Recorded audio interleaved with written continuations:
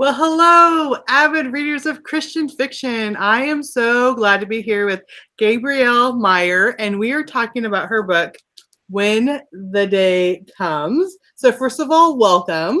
Thank you. Thanks for having me. Okay, I finished this probably now 20 minutes ago. I love it so much. I will say it's probably definitely one of my top reads of the year so far. Yay. I did all my makeup for this video and then I was crying at the end. I'm like, oh my gosh, I'm going to have tear marks on my face for the video. So it's so good. Okay, so first we'll just why don't you start by telling us a little bit about yourself? Sure.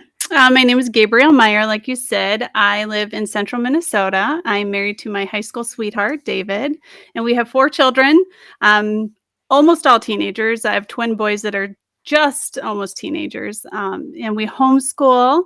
And I have been writing now for, I think it's been about 10 years since I really started to seriously seek publication. And this book is now my 25th published novel, but my first with Bethany House.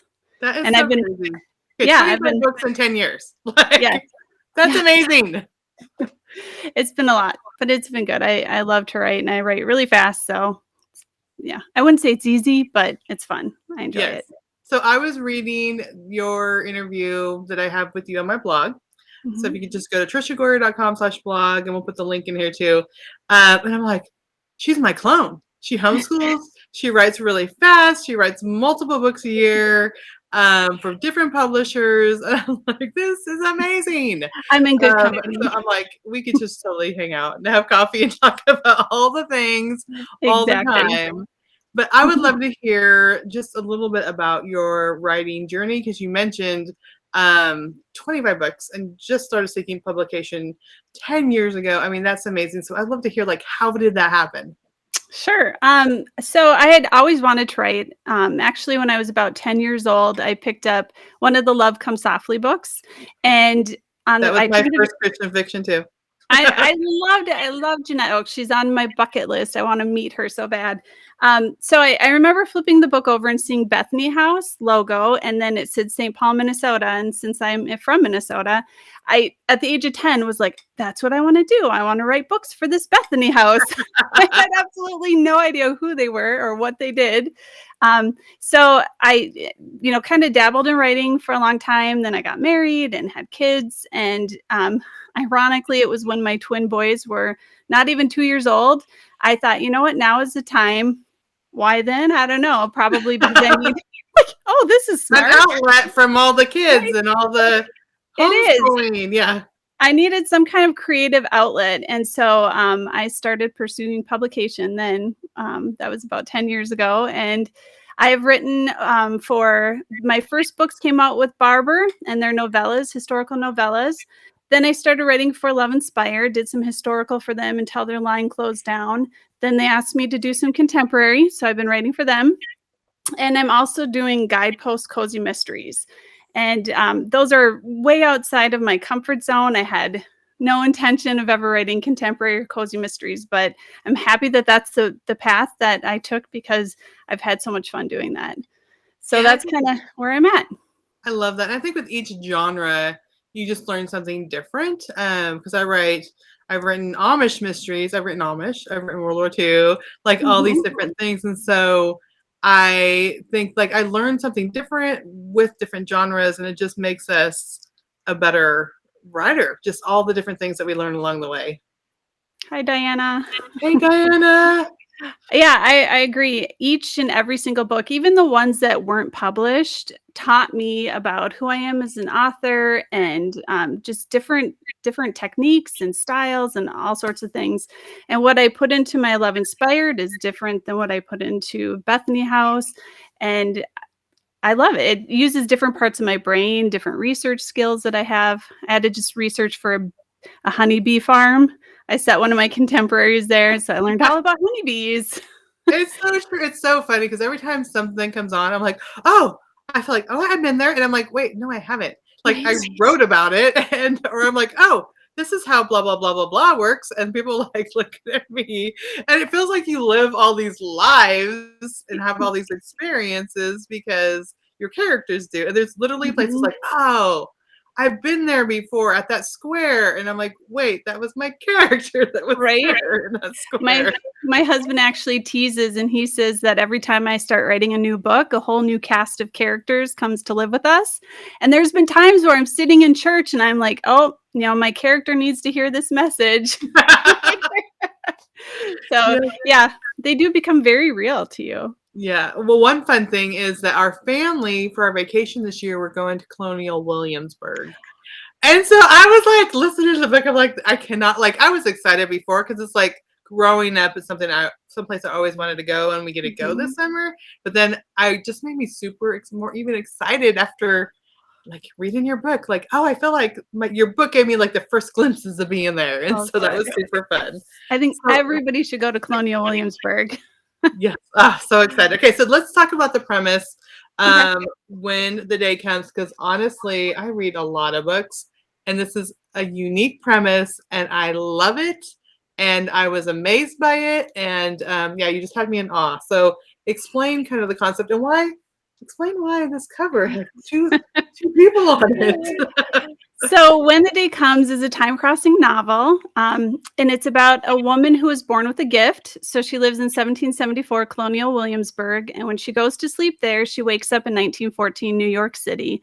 And when she goes to sleep again, she wakes up in Colonial Williamsburg every day back and forth since her life began.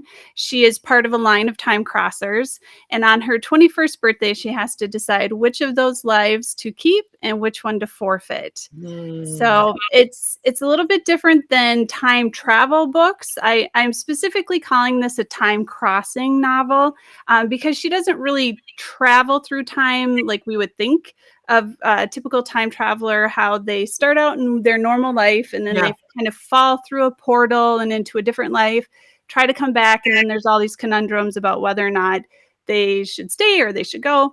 And so it's time crossing. It's kind of a new subgenre, I guess, I of know. I'm thinking, travel. ooh, this is going to be good. I can't wait to read more books in this genre, which we'll mention just quickly because we'll get to it more later. But you are working on more books in the Yes. time crossing genre. This So is currently a 3-book series, and so, book 2 is already on my editor's desk, and yes, there will be more. so exciting. Okay, so you mentioned the two time periods, and so like I just thought the concept was fascinating. So basically, she lived 40 years because she's lives half of her life in here, and it's not like and then half of her life here. So it's not Mhm. like she skips a day. Because my husband's like, well, what happens? Is she like just lay in bed the next day while she's in the other life? Because I'm telling my husband all about this book because it's just Right, fascinating. And I'm like, no, she just has to live the same day. Well, in a different right. time. And it's Yep. so cool. Yeah.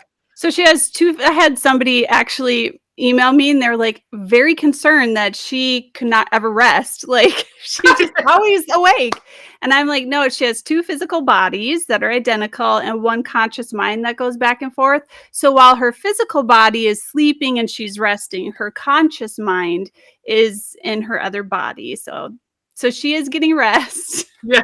Even though there's concern. Seriously. And we know, and I'll say this early on because it's early on in the book. I don't like to give too much. There's others Mhm. that are also this, and that Yep. her mother will. I mean, but that's super early, so I'm not giving away too much. Yep. The mother I is the hate time giving away crosser. too much. Yeah. Yep. So it's so cool. So why did you pick this time period out of all the time periods where you could have this going back and forth? So partially because I had been to Colonial Williamsburg in 2019 and I fell in love with it. You will Mm, too. I can guarantee it. really? Um, and so when this idea kind of fell into my head, I was thinking about the time crossing and just thinking, how would that work? And this idea popped in, and immediately I saw half of her life in Colonial Williamsburg. I love the American Revolution. My daughter was listening to Hamilton all summer, so I had all of the founding fathers in my head. And so that was for sure. I knew that for sure. And so then when I looked at the second time period, I had just done a book proposal for a series set in the Gilded Age, so it was very fresh in my head. Mm. And I started thinking about the Gilded Age, and I thought, ooh, that would be a really great contrast, because if you're familiar with Downton Abbey, Yes. Lady Grantham was an American heiress who married Lord Grantham to save Downton Abbey, partially why. And so I did some research and found out that there was a whole bunch, there's like over 200 American heiresses who married into the British aristocracy. I didn't even know that. That's so Yeah. cool. They're called American dollar princesses. And part of it was because all of these new money families in America, they could not get into the old money sect of like Mrs. Astor and the 400. And so when they started marrying their daughters off into the aristocracy, gaining titles, they then had all of the prestige that they needed or wanted. And so there was actually 200 of these women, and they brought in their money $1 billion of dowry into the English economy, which has the buying power of $34 billion today, which is just mind-blowing to me. And so I thought this would be a great contrast, because in 1774, Libby and her mother are working to help the Patriots to pull away from the English aristocracy and the monarchy. And then in 1914, her mother is trying to marry her off to the English aristocracy. So I thought that would be a great contrast and conundrum for her. And that's so fascinating about that new money. It reminds me of, well, first of all, the Titanic happens right a couple of years before your book. And always, I wrote a book about the Titanic, so the old money, new money thing is fresh in that. But also, Unsinkable Molly Brown is one of our favorite all-time musicals. My kids love it. They'll sit down and decide on a movie, and often it's Unsinkable Molly Brown, which I just love. But she was new money going to Europe and all the things. So, and Europe was way more willing to accept the new money than those in America were. Yeah. So, yeah. So good. So excited. Okay. So we have questions here from avid readers of Christian fiction.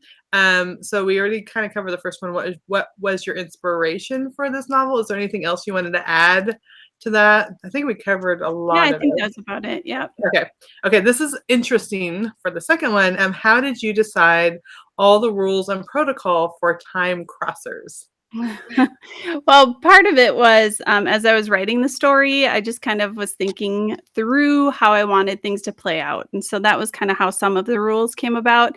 I love watching time crossing movies and shows and reading the books, but there are a few things that usually kind of bother me that kind of cause some plot holes. And it's when people start to change history. It just makes a whole bunch of problems. And so that's like the core of most conflict in time travel books, is they're changing history. Yes, or somebody's trying not to change history, or all of these. Yeah. And so I wanted my book to be as kind of clean as possible in that regard. I didn't want to have a lot of rules that would kind of bog down the story. So I thought I would keep it really simple and have her not be able to change history. So if she has foreknowledge of something that might happen in 1774, because she lives in 1914 as well, that if she knowingly changes history, she is going to forfeit the timeline that she's in. And so that's one of the only major rules. I can't really think of any others, but I just wanted it to be simple. Yeah, I think maybe like her waking up and living the same day in the other time period is probably a rule. Yes. It's not like she's skipping days or anything. Right. She does go to sleep and all those things. So. She doesn't randomly wake up in October when she was just in May the day before. Yeah. So if it's May 5th, 1774, she'll wake up on May 5th, 1914. Then the next day she wakes up on May 6th, 1774, and then May 6th, 1914. So I wanted to keep that consistent too, because I didn't want it to get confusing or anything like that. Yeah, I was telling my son about this because we're both writers, and I'm like, so basically she's writing two plots, because each storyline has to have its own complete plot and all the emotions. One thing I loved is if there's hard stuff happening, like in 1915, she has all those emotions in 1774. Like she wakes up with all the emotions going back, and then she has to like live the day and deal with whatever problems are in this new day. Right. So I think that was super fascinating, because it's not like it's a race. It's not like she doesn't remember what was going on in her other life. And so that was, I think, a fascinating thing is like, how can you go through your day in 1774 when all this other stuff is happening in your other life? Yeah, and she talks about in 1914 when she has a big fight with somebody in 1774, and all she wants to do is get back to 1774 so she can try to make it right with this person, but she has to live that whole day and kind of like hurrying time up so she can get back. So yeah, it was fun. Yeah, you're sitting here mending, thinking about the next, or whatever she's doing, Right. but thinking about the next day and what's going to happen. Oh, so good. Okay. Okay. So the next question is, what would be or is your favorite time period to have one of your characters live in? Well, I think 1774 was definitely one of my favorites. If I had to choose a different one, the second book in the series, part of the story is set in the Civil War, and so that was a lot of fun. And then book 3, I can say this: one of the timelines is set during the Salem witch trials. Ooh. So that's one that I've really wanted. I have a lot of ancestors who were part of the Great Puritan Migration. And one of my ancestors actually founded Salem. His name was Roger Conant, which Libby Conant in my book, that was how I got her last name. And I had ancestors on both sides of the witch trial. And so I've always, yeah. So the Proctors and the Putnams. And so, and they both are in The Crucible, the play, and then the movie. So I've always wanted to set some characters there. It's not a super popular time period for romance novels. But I'm looking forward to that. That'll be fun. Oh, I love that so much. I need to research more, but one of my ancestors was in Pennsylvania like super early, like not long. So I'm like, I'm sure they're a Puritan because there's no other reason why you're going to be in Pennsylvania. So I love it. I just love exploring all these time periods, and usually authors like pick a genre. Like first started writing World War II, I did a ton of World War II. And so I think it's neat that because this is time crossing, you're not just staying in one time period and genre. You can explore all these different things. Yeah, it's my little secret. I don't want to stay in one time era because I love them all. Actually, that's what I studied in college was history, and I love history. I love especially American history, pretty much any part of it. So this has been a lot of fun. Try and figure out where I want to go next. I love it. I know. It's like so cool. Okay. I love you both. I don't know who you are, but we love you too. I'm trying to get these comments out here. I love historical fiction, she says. So, okay, so good. All right, next question. And we were talking about this beforehand because we got to make sure we don't give too much away, but who is book 2 about? So let's see how you answer this.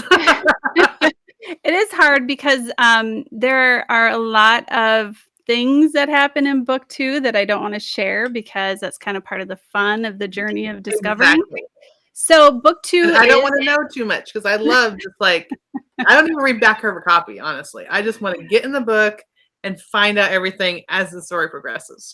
Actually, I'll answer the other question, but I'll tell you this. I ran into a gal this last weekend. I was at the Fiction Reader Summit in Grand Rapids, Michigan, and she read my book and she said, "Don't be mad, but I actually looked at the end to see what would happen," right? And then she's like, and then I was so confused and I was so lost. I'm like, don't do it. Don't do that. Yeah. So book 2 is about somebody who is in book 1. And it is a member of the family, so they're also a time crosser, but they actually have 3 time periods that they live in. Excited. Okay, but you can tell us about the time periods, right? Like, yes. I don't think I'll give away too much. 1861, 1941, and 2001, and they're all in Washington, D.C. Okay, so post Civil War. So beginning of the Civil War, so Oh, yeah. So 1861. beginning, Yep. it says pre-Civil War, Yep. beginning of World War II, or pre-World War II, and And what was then the next one? 2001. So Okay, like she is 9/11? there when 9/11 happens. Yep. Mm. So I remember when 9/11 happened, and I remember thinking so clearly that it reminded me of Pearl Harbor. Mhm. And thinking I've always been fascinated. So in my books, I try to make the years kind of match. So like 1774, 1914. So 1861, 1941, 2001. I remember years ago being fascinated that those major events in our history all happened on years that ended in I one. just, like, kinda got goosebumps because that's Yeah, kind of weird. I never I've thought always about thought it that. before. So then when I thought about this book, I was like, "Ooh, perfect. I'll use those 3 years," and there's so many correlations between them. It's kinda weird, actually. So I bet, and especially when you start digging into it and having a person living those 3 lives, because even, uh, pre-Revolutionary War and pre-World War One, I'm like, "This is kinda weird because it's Mhm, kind of similar stuff going on, but it's 2 yeah, completely different time periods." yeah. Well, then, yeah, seeing all of the stuff that was going on in 1861 and what's going on in our country now, that was actually kinda hard to read too. But, so one of the fun things that I was able to do is this character goes to the White House in each timeline, and it was fun to research to figure out how she would get in. Like in 1861, you could just walk in the front door. Oh, Right, wow. anybody could, yep. But then by 1941, things had changed, and then by 2001, it was really hard. So I remember writing I was writing this, and I'm, searching, like, how to get into the White House and the White House floor plan. You're I gonna be in said to trouble. right? I said to my husband, "If anybody comes knocking on the door, just know that I'm innocent. I didn't do anything." So, but it was fun to have all of those 3 time periods. Yeah, that's So, so cool. Yeah, because I heard through your own state, you can, if you have a member of Congress, you could ask their office to help you get into the White House. So, mhm. like, I sent an email. This was in January because we're also going to Washington D.C. when we Yay. take the kids to Colonial Williamsburg, and I said, I just want to go to the White House. Like, I know we're going to go see all the museums. I just want to go inside the White House, and they said it's closed to visitors. Mm. So sad. I want to go in, but in your book, I will be able to go Yes. and experience I even it. took a virtual tour through so I would know how she got to different parts of the mansion. So, Oh, yeah. very cool. Okay, so when people read this and love it, which I know they will, they're going to want to know about some of your other books because I've already been on Amazon today looking them up to see what else I want to read next. So just tell us in general, like maybe some of your other books. I know you can't Sure. go through all of them, but tell us about some of them. Yeah, so I have, I think, 8 historical novellas with Barber. One of my favorites is actually set in Jamestown, Virginia, in 1607, and it's about the very first European woman who was there with over 200 soldiers. There was only one woman in the fort. Her name was Anne Burris, and she was like 15. Oh my I can't goodness. even imagine. So I wrote a novella about that. And then I have some historicals with Love Inspired that are actually set in my hometown of Little Falls, Minnesota. And they are inspired by how my town started. So that was fun to write. And then I have contemporary contemporary romances with Love Inspired. They're also set here in central Minnesota. I just changed the name of the town to Timber Falls. And I want to say like I have 5 or 6 of those right now. And then, Awesome. 5 cozy or 6, mysteries. you're like me. I'm like, I don't know how many books I've written. It's something like that. Actually, I just realized this sounds horrible because I love it and I love them, but I just had a cozy mystery release with Guideposts this month as well as this book, and, they're just so awesome over there, and so I haven't been, shouting from the rooftops as much about that book, but I'm like, I need to give some love to that book Yeah, too. I love it. Okay, so just give me some titles. Some of the ones you just mentioned, some titles. Sure. So the one of my more popular love inspired is called Snowed In for Christmas. I Okay. love that one. I just I'm had one that came taking out notes. called Fatherhood Lessons. And that was a sweet one to write. And then one of my favorite historicals through Love Inspired is called A Family Arrangement. Okay. And then the one that I talked about with Jamestown is in the wait. You're like, what is that? This one, The Heart Stronghold. Okay. So this one has like Amanda Barrett and Kathleen Navarro. Or I'm sorry, Kimberly Woodhouse. I was reading that backwards. And Angie Dickin. So I love it. Yeah. Very cool. And I left this question up here because I know we have to talk about it. Because I was wondering too, and I get this question all the time. Natalie asks, as a homeschool mom, when do you write? I usually write in the afternoons. So we get our schoolwork done usually by noon. My older girls, my oldest is doing online college work. And so she's 100% on her own. My second daughter does a lot of online high school work. And so she's probably 85% on her own. So that leaves me with the twins, and they're 12. And they do a lot of online work as well. But I'm definitely there with them a lot more. One of them is actually profoundly dyslexic. So super brilliant kid. He just can't read. So he works with a tutor a couple of days a week, which is really helpful. So then I usually write from about noon to 3 o'clock, and then we're off and running again. So those 3 hours are my like go time. One of the questions you asked on the blog is one of my favorite snacks while I work. And I don't eat because it's like fingers on the keyboard. I drink water. I just drink water. I just sit there and just drink water. And it reminds me, like, as you said something like, my fingers just have to go as fast as I can. And I actually think it's been a benefit being a homeschool mom, because when you have those windows, and for me, it's often like 4 o'clock to 6 a.m. And then in the afternoon a little bit, because you're homeschooling and we do co-op and different things. But I just have to write. Like I said, like I have to write 2,000 words before the kids get up, like, or some whatever.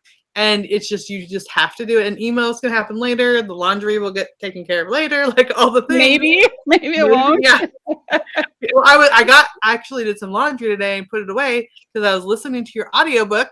Oh, there you go. I have to finish this book. I have to know what happens. And I even doubled the speed. It's like at twice speed, just because I'm like, I have to find out what happened. I love it. Okay, and then Natalie said, she said, do you choose online to allow more flexibility? Yes. I homeschool my children. I was homeschooled as well. I'm not a natural born like teacher. And so I don't enjoy coming up with like lesson plans and all of those things, but I love homeschooling them, and I love the flexibility it affords our family. And so I found a really great online program that I love, and it's worked really well for us. And so that's one of the reasons that we do online. I love it. Okay, another question is, does some of your story take place in New York? And which is answer is yes. I think I remember seeing something about a research trip you went on to New York. Yep, back in October. I took my 2 girls to Boston to research for book 3 in Salem. And then we took a day trip to New York, and I was able to see some of the spots that I put into the first book. And I'm actually planning on going back. My oldest turns 18 this summer, and she asked if we could take her to New York. So my husband and I are taking her to New York. We're going to have several days there.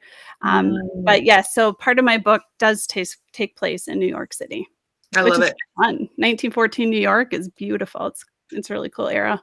One of my favorite things is to watch $1 Million Homes, New York, because they often go into the old townhouses, and I'm picturing, like, they'll say, this is original, this is what it looks like, this is what the stairs are. And I'm like, this is the best research ever, even though now they're selling them for like $20 million and all this. Like $1 million home in New York. What can that get you? Yeah, no, but it's so fun because they take you and like give you the tours and stuff, and it's all these houses that are renovated, but a lot of them are original, so you see how people lived, which is just fascinating. Okay, I love so much about everything you're sharing. We could talk all day, but I need to ask, and this is the one question I always ask at the end, what are some Christian fiction novels that you just love? The very first one that comes to my mind is The Colonel's Lady by Laura France. And Laura knows this. She's one of my very favorites. Actually, it was that book that I read, and I said to myself, why am I not doing this? This is what I know I'm supposed to be doing. And so that propelled me on my journey to start writing. I love Jody Hedlund books. I love, Erica Vetch. She's a really good friend of mine, but she has this new series, Regency series, and it's set in England, and it's detectives. I love Julie Clausen. She's another favorite of mine. There's so many. And of course, I will never, ever be able to remember them all, but we're so blessed in the Christian. It's so true. It's so true. And those are all amazing authors. And then they're amazing people too. When you get to know them, they're so cool. Okay, another question. We're going to wrap it up, but there's another question. Diane asked, did you know which time era Libby would end up in when you first started writing the book? I did. I am a major plotter, a super plotter. I don't know what you call it, but I know before I even sit down to write a book, I have the whole thing plotted out. So I did actually know where she would end up. Do you think that helps us to write fast? Because I'm the same way. Because you just know what's good. And I write out of order also. Ooh. So I will write like the beginning. And then I'll think of a scene over here, and then I'll think of a scene over here, and I'll just tie them all together. And you're that makes me nervous. That makes me sweat. Because I know the whole plot, but then I'll get super excited about this scene right here. I'm like, oh, this is going to be so romantic, and so I'll write that. And So no, that is why I can write fast, because I will revise a book, if my editor says we need to change something, absolutely. But I try to plot it so that I don't have to revise, because I do write 6 books a year. And so my schedule is very tight. And so that is the only reason that I can write that many books, is because I plot and then know exactly what's going to happen. Yeah. So the story arc is making sense. So you don't have to go back and fix everything later. Right. Yeah. Yep. I discover my story while I'm plotting. I hear a lot of writers who they're called pantsers. They write by the seat of their pants, and they discover the story as they're writing it. And so then they might have to go back and change some big things. But that's my brainstorming, plotting part, is when all of the characters come alive in my head. And that's when I discover the story. Yeah, me too. Awesome. Well, thank you so much for being here. Where can people go to connect with you and find out more information about all your books? The best place would be GabrielleMeyer.com. I have all of my books there. I also have all of my social media links. I love Facebook, and I'm really getting into Instagram lately. I'm really enjoying it. So those are the places that I hang out the most. All right. Well, thank you so much for being here. Again, the book is When the Day Comes. Definitely, for sure, one of my top reads of the year. I loved it so much. I'm going to be processing it the rest of the day because I just finished it. But you did get some messages from you later on. So answer this question. Yeah, it's so good. I love it. I just think, I love being surprised. And you definitely, in many, many points, surprised me. So that's always a bonus. Good. Well, thank you so much. Yeah, thank you for being here.